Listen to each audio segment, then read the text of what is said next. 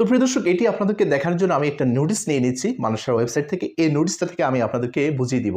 এই নোটিশটা, এই মানসার এই নোটিশটা এবং স্কুলের যে নোটিশটা আ সেটা কিন্তু প্রায় একই। তো আমি আপনাদেরকে দুটো থেকেই প্রয়োজনে দেখিয়ে দিব। তবে একটা ফলো করলেই হয়ে যাবে। আমি আপনাদেরকে আগে দাখিলের যেই ইয়েটা সেটা থেকে দেখাচ্ছি।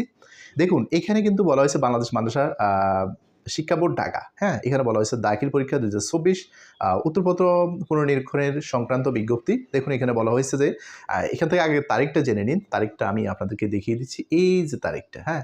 তারিখটা বলা হয়েছে যে আবেদন করার সময় হচ্ছে আ ১৩/৫/২০২৪ থেকে ১৯/৫/২০২৪ পর্যন্ত, অর্থাৎ ১ সপ্তাহ সময় দিয়েছে। তো ১৯ তারিখ পর্যন্ত আপনারা সময় পাচ্ছেন। ১৯ তারিখের ভিতরে আপনাদেরকে এই আবেদনের কাজটা সম্পূর্ণ করতে হবে। তো এখানে কি বলা হয়েছে দেখুন, এটা কিভাবে করবেন? মানে আবেদনটা আপনারা কিভাবে করবেন? জেনে নিয়েছেন যে আবেদনের তারিখটা, এবার জানতে হবে আপনাকে কিভাবে আবেদনটা করতে হবে।